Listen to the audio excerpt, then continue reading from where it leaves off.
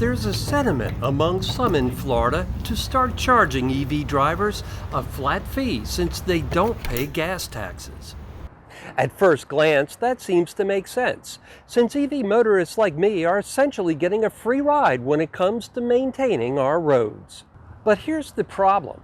An EV flat tax isn't fair, at least if it's used in the same way that today's gas taxes are. EV motorists that only drive short distances would be overtaxed, while EV motorists that drive long distances would still come out ahead.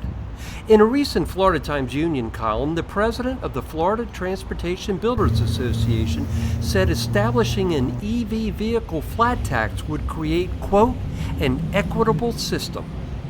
But how is it equitable if all drivers aren't treated the same? A better solution would be switching to a miles-driven tax, regardless of fuel type. In the 2021 Florida legislative session, Senator Jeff Brandes introduced a flat-fee EV bill that failed.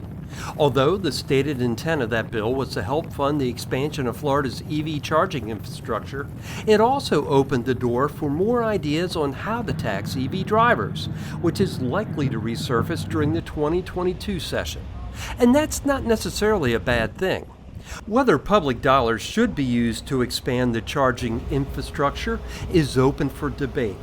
But if public dollars are used, yes, it does make sense for EV drivers to foot at least part of the bill. But our roads are a much bigger question.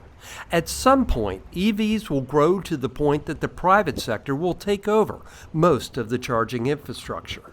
If we're going to be proactive, we need to look for a way for all drivers to contribute equally to roads, regardless of the type of fuel they use, based on how often they use those roads.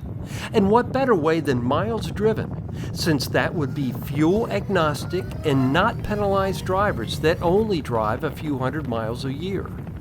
The trick, of course, would be figuring out how to implement it without some people trying to cheat the system by lowballing their declared mileage when the annual tax bill comes due. But even there, Florida requires odometer readings when buying and selling a vehicle, so there should be a way to do a cross-check and back bill anyone who fibs with a hefty fine or maybe even a license suspension. Since Florida requires an annual registration, why not make a per-mile fee part of the renewal? It should be doable to either require an odometer photo be uploaded or mailed in with the annual registration. What do you think? Let's start a thoughtful discussion in the YouTube comments below this video. And if you like EV Rider, please give it a like and subscribe.